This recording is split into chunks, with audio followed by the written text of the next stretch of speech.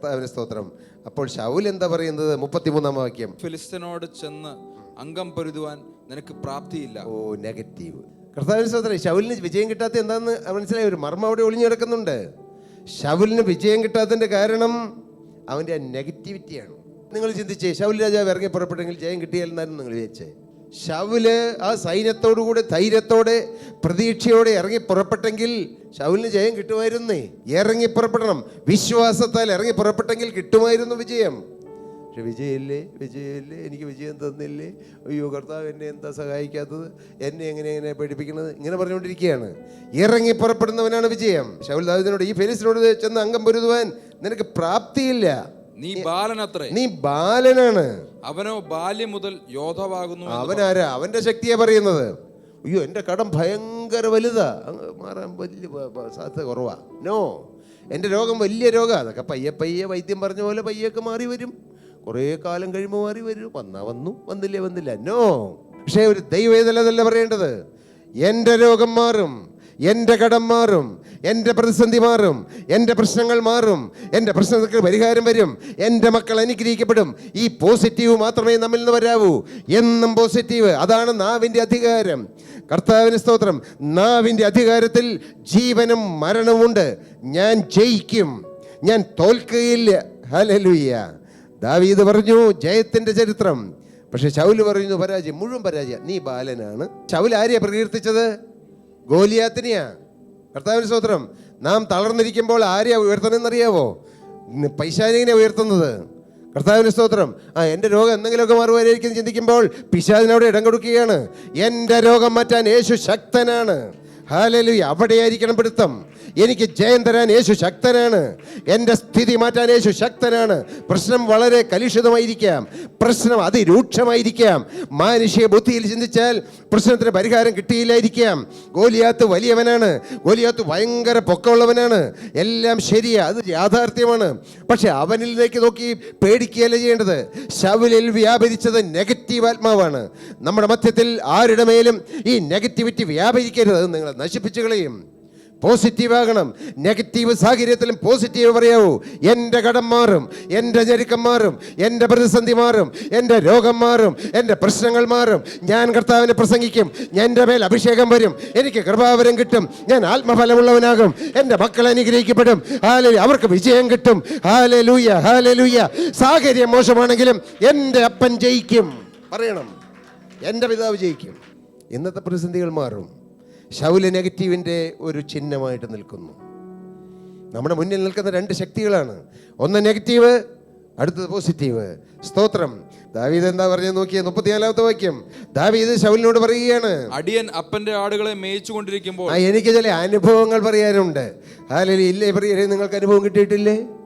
അനുഭവം കർത്താവ് തരാത്തവരാണോ ഇവിടെ ഇരിക്കുന്ന ആരെങ്കിലും? അനുഭവങ്ങളിലേക്ക് നോക്കണം. സ്വന്തം ജീവിതത്തിലെ അനുഭവങ്ങൾ. മോനെ, നിന്നെ കർത്താവ് സ്നേഹിച്ചത്, നിന്നെ കോരിയെടുത്തത്, മകളെ നിന്നെ സംരക്ഷിച്ചത്, കഴിഞ്ഞ കാലങ്ങളിൽ പ്രതിസന്ധി മാറ്റിയത്. കർത്താവിന് സ്തോത്രം. ഇന്ന സമയത്ത് തന്നെ വിടുവിച്ച എൻ്റെ കർത്താവെന്ന് പറഞ്ഞു പ്രാർത്ഥിക്കണം. ഈ ഓർമ്മയുടെ ചുരുളുകൾ അങ്ങ് വിടർത്തി വെക്കണം, എന്നിട്ട് പ്രാർത്ഥിക്കണം. ഹല്ലേലൂയ.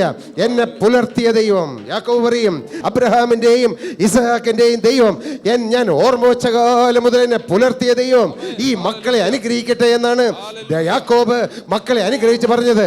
കഴിഞ്ഞ കാലം നടത്തിയ ദൈവത്തെ ഓർത്തുകൊണ്ട് സ്തുതിക്കണം. മോനെ, ഞാൻ ഓടി വന്നില്ലേ, നിന്റെ ആവശ്യങ്ങളിൽ ഓടി വന്നില്ലേ, നീ അത് ഓർത്ത് കർത്താവിനെ സ്തുതിക്കണം. Hallelujah, hallelujah, hallelujah. കർത്താവിന് സ്തോത്രം. ഇതാ പ്രിയരേ ക്രിസ്തീയ ജീവിതം. ഇത് നൂലെ കെട്ടിത്തരുന്നൊന്നുമല്ല, വിശ്വാസത്താൽ നേടിയെടുക്കണം. വിശ്വാസത്താൽ അവർ രാജ്യങ്ങളെ കീഴടക്കി, കോട്ടകളെ തകർത്തു. വിശ്വാസം. ദാവീദ് പറഞ്ഞു, ഞാൻ എൻ്റെ അപ്പൻ്റെ ആടുകളെ മേയിച്ചുകൊണ്ടിരിക്കുമ്പോൾ ഒരിക്കൽ ഒരു സിംഹവും ഒരിക്കൽ ഒരു കരടിയും വന്നു. ദാവീദ് പറയുകയാണ്, ഞാൻ ഒരിക്കൽ അപ്പൻ്റെ ആടുകൾ നോക്കിക്കൊണ്ടിരിക്കുമ്പോൾ, എനിക്ക് സ്വന്തമായി ആട് പോലും ഇല്ല, എൻ്റെ ആടെന്ന് പറയാൻ എനിക്കില്ല. അത്ര നിസ്സാരനായിരുന്നു ദാവീദ്. അപ്പൻ്റെ ആട് നോട്ടക്കാരൻ, അപ്പൻ്റെ വേലക്കാരൻ എന്ന് പറയാം. അത്രേ അപ്പനും മാനിച്ചുള്ളൂ, അപ്പനും ബഹുമാനിച്ചുള്ളൂ, അപ്പനും അത്രയൊന്നും ബഹുമാനിച്ചില്ല. ആ നിസ്സാരത്വം അംഗീകരിക്കുകയാണ് ദാവീദ്. ശൗലിന്റെ മുമ്പിൽ പറയുകയാണ്, എൻ്റെ ആടുകളെ നോക്കിക്കൊണ്ട് നടക്കുമ്പോൾ എന്ന് പറഞ്ഞില്ല, എൻ്റെ അപ്പൻ്റെ ആടുകളെ നോക്കിക്കൊണ്ട് നടക്കുമ്പോൾ ഒരിക്കൽ ഒരു സിംഹം വന്നു, ഒരു കരടി വന്നു, എൻ്റെ അപ്പൻ്റെ ആടുകളെ പിടിച്ചുകൊണ്ടുപോയി. അപ്പോൾ എന്താ ചെയ്തത് ദാവീദ്? എന്താ ചെയ്തത്? ഞാൻ അവനെ പിന്തുടർന്നു. നമ്മളാണ് എന്ത് ചെയ്യും? ആട്ടിൻകൂട്ടത്തിൽ നിന്ന് ഒരാടിനെ പിടിച്ചുകൊണ്ട് പോയപ്പോൾ നമ്മൾ എന്ത് ചെയ്യും? ഒയ്യോ, ജീവനും കൊണ്ട് ഓടാന്ന് വിചാരിക്കും, അല്ലേ? ഒരാടല്ലേ പോയത് പോട്ടെ, ബാക്കിയുള്ളതിനെ സംരക്ഷിക്കാം. നോ, ദാവീദിൽ കിടന്ന അഭിഷേകം അതായിരുന്നില്ല. തോറ്റു കൊടുക്കുന്ന അഭിഷേകമായിരുന്നില്ല, ജയത്തിന്റെ അഭിഷേകമായിരുന്നു. ഒരു കാര്യത്തിലും തോൽക്കാൻ എന്നെ കിട്ടുകയില്ല എന്നുള്ള ആ ഒരു ചിന്തയായിരുന്നു. ഒരു തലവേദനയിൽ പോലും നിങ്ങൾ തോറ്റു കൊടുക്കരുത്. എന്താ അങ്ങനെ പറഞ്ഞത്? ഒരു ചെറിയ കാലുവേദനയാ, സാരില്ലെന്ന് വെക്കരുത്, അവിടെ വിജയം കൊണ്ടോളണം. ഒരു കുഞ്ഞ് തലവേദന വന്നാൽ യേശുവിന്, ഇങ്ങനെയാണ് യേശുവിൻ്റെ നാമത്തിൻ്റെ ശക്തി നാം അനുഭവിക്കുന്നത്. അതുകൊണ്ട് എല്ലാം പ്രാർത്ഥിച്ച് മാറുമെന്നല്ല. അപ്പോസ്തലനായ പൗലോസിന് മാറിയില്ല. അതെന്തുകൊണ്ടാ? വെളിപ്പാടുകളിലെ അധികത്താൽ ഞാൻ അതിയായി നിഗളിച്ചു പോകാതിരിക്കേണ്ടതിന് എനിക്ക് ജഡത്തിൽ ഒരു ശൂലം തന്നിരിക്കുന്നു, എന്നെ കുത്തുവാൻ സാത്താൻ്റെ ദൂതനെ തന്നെ. അത് എന്നെ വിട്ടുമാറേണ്ടതിന് ഞാൻ 3 വട്ടം കർത്താവിനോട് പ്രാർത്ഥിച്ചു. പക്ഷെ കർത്താവിനോട് പറഞ്ഞു, എൻ്റെ കൃപ നിനക്ക് മതി, എൻ്റെ ശക്തി ബലഹീനതയിൽ തെളിഞ്ഞു നിൽക്കുന്നു. അത് വേറൊരു ലെവലാണ്. അതുകൊണ്ട് ഞാനും പൗലോസിനെ പോലെ അങ്ങനെയാണെന്ന് വിചാരിച്ചേക്കരുത് കേട്ടോ. കർത്താവിന് സ്തോത്രം. ഇങ്ങനെ കൊച്ചു കൊച്ചു അനുഭവങ്ങളിലൂടെയാണ് നാം അനുഭവിക്കുന്നത്. നമുക്കൊരു തലവേദന വന്ന് നാം പ്രാർത്ഥിച്ച് കർത്താവിന് അനുഭവം പ്രാപിച്ചാൽ വേറെ തലവേദനക്കാരനെ കാണുമ്പോൾ പ്രാർത്ഥിക്കാൻ നമുക്ക് ധൈര്യം കിട്ടും. കർത്താവിന് സ്തോത്രം. ഇല്ലേ, നമുക്ക് പ്രശ്നങ്ങൾ മുഴുവൻ പ്രശ്നങ്ങളായിട്ട് നമ്മൾ പ്രാർത്ഥിക്കുന്നുമില്ല, വിജയം കിട്ടുന്നില്ലെങ്കിൽ നമുക്ക് മറ്റുള്ളവർക്ക് വേണ്ടി പ്രാർത്ഥിക്കാനുള്ള ധൈര്യം കിട്ടുകയില്ല. കർത്താവിന് സ്തോത്രം. നമ്മൾ ക്ഷീണിച്ചിരുന്നത് എങ്ങനെയാണ് മറ്റുള്ളവരെ ബലപ്പെടുത്താൻ പറ്റുന്നത്? കർത്താവിന് സ്തോത്രം. അതുകൊണ്ടാണ് സാഹചര്യങ്ങളിലേക്ക് നോക്കി നാം തളർന്നിരിക്കരുത്, ക്ഷീണിച്ചിരിക്കരുത്, മടുത്തിരിക്കരുത്. കർത്താവിന് സ്തോത്രം. പേടിച്ചു പോകരുത്. ദാവീദ് പറഞ്ഞു, ഞാൻ ആ സിംഹത്തെയും കരടിയെയും പിന്തുടർന്നു. എന്നിട്ട് എന്ത് ചെയ്തു? ഞാൻ പിന്തുടർന്നു. 35-ാം വാക്യം. ഞാൻ പിന്തുടർന്ന് അതിനെ അടിച്ച്, ഞാൻ 2 അടിയങ്ങ് വെച്ചു കൊടുത്തു, അടിച്ചു. അതിന്റെ വായിൽ നിന്ന് ആട്ടിൻകുട്ടിയെ വിടുവിച്ചു. ഹല്ലേലൂയ. ദാവീദിന്റെ അനുഭവം അതാണ്. ഞാൻ അതിനെ അടിച്ചിട്ട് സിംഹത്തെയും കരടിയെയും അതിന്റെ കയ്യിൽ നിന്ന് വിടുവിച്ചു. പിന്നെ വേറൊരു അനുഭവം കൂടിയുണ്ട്. അത് എൻ്റെ നേരെ വന്നു, വരുവൊക്കെ ചെയ്യും. കടമൊക്കെ ഇങ്ങനെ വന്ന് തുറിച്ചു നോക്കും, രോഗം വന്ന് തുറിച്ചു നോക്കും. എല്ലാം നഷ്ടപ്പെടുത്തി കളയാനാണ് നോക്കുന്നത്. പിശാചിന്റെ തന്ത്രം എത്ര വലുതാണ്! നമ്മളെ ഇരുത്തിക്കളയുക, കിടത്തിക്കളയുക, വീര്യം കെടുത്തിക്കളയുക, ഐക്യം കെടുത്തിക്കളയുക. ഇതൊക്കെ പിശാചിന്റെ തന്ത്രമാണ്, ഓർത്തോളണം. നമ്മളെ ക്ഷീണിപ്പിക്കുക. ക്ഷീണിച്ചിരിക്കുമ്പോൾ ഒരു സുഖം, അങ്ങനെ തളർന്നിരിക്കുമ്പോൾ ഒരു പ്രത്യേക സുഖം. ആ സുഖം തരുന്ന ആരാണ്? ദുഷ്ടനായ പിശാചാണ്. ആ ദുഷ്ട പിശാചിനോട് യാത്ര പറഞ്ഞ് ചാടി എഴുന്നേൽക്കണം. ഹല്ലേലൂയ. ചാടി എഴുന്നേൽക്കണം. യേശുവിൻ്റെ നാമം പറഞ്ഞ് ചാടി എഴുന്നേൽക്കണം. യേശുവിൻ്റെ നാമത്തിൽ വിജയമുണ്ട് നാം പാടി അസാധ്യമേ വഴിമാറുക. രോഗശക്തികളെ വിട്ടുപോയിടുക യേശുവിൻ്റെ നാമത്തിനാൽ. ഈ നാമം നമുക്ക് തന്നിട്ടുണ്ട്. അപ്പോസ്തലനായ പത്രോസും യാക്കോബും പറഞ്ഞു, ഞങ്ങൾക്ക് പൊന്നൊന്നുമില്ല, കോടിക്കണക്കിന് രൂപയൊന്നുമില്ല, അതിലൊന്നും അഭിമാനിക്കണ്ട. അപ്പോസ്തലനായ പത്രോസ് പറഞ്ഞു, എനിക്ക് പൊന്നും വെളിയും തരാനില്ല. മുടന്തനോട് പറഞ്ഞു, അവൻ വല്ലതും വല്ലതും കിട്ടുമെന്ന് കരുതിയ അവൻ നോക്കിയത്. പക്ഷെ അപ്പോസ്തലൻ പറഞ്ഞു, പൊന്നും വെളിയും എനിക്കില്ല, പക്ഷെ എനിക്ക് ഒന്നുണ്ട്. അതെന്താണെന്നറിയാവോ? യേശുവിൻ്റെ നാമം. സ്വർലോകരെയും ഭൂലോകരെയും മുഴങ്കാൽ മടങ്ങുന്ന നാമം. രക്ഷിക്കപ്പെടുന്ന ഓരോ ദൈവന്റെ നാവിൽ കർത്താവ് തരുന്ന നാമമാണ് യേശുവിൻ്റെ നാമം. മോളെ, ആ നാമം ചൊല്ലി നീ പ്രതിസന്ധികളെ ഓവർകം ചെയ്തുകൊള്ളണം. ഹല്ലേലൂയ. പ്രതിസന്ധിയുള്ള സ്ഥലത്ത് പോയി, ആ ഓഫീസിൽ പോയി ഒന്ന് പ്രാർത്ഥിച്ചുകൊള്ളണം. ഹല്ലേലൂയ. കർത്താവിന് സ്തോത്രം. കൽപ്പിച്ചു പ്രാർത്ഥിക്കണം. എങ്ങനെ? യേശുവിൻ്റെ നാമത്തിൽ കൽപ്പിച്ചു പ്രാർത്ഥിക്കണം. തോട്ടരുതെന്ന് പറയണം. തോട്ടരുത്. കർത്താവേ, ഞങ്ങളുടെ സ്ഥാപനത്തെ തോടരുത്, ഞങ്ങളുടെ സ്വത്തിനെ തോടരുത്, ഞങ്ങളുടെ മക്കളെ തോടരുത്. യേശുവിൻ്റെ രക്തം കൊണ്ട് മുദ്രയിട്ട് കൊള്ളണം. ഞങ്ങളുടെ സ്ഥാപനത്തെ തോടരുത്. ഹല്ലേലൂയ. ഇത് അധികാരമാണ്. ഇത് ചുമ്മാ മനുഷ്യൻ പറയുന്ന വാക്കല്ല, ഈ പാവപ്പെട്ട ഞാൻ പറയുന്നതല്ല.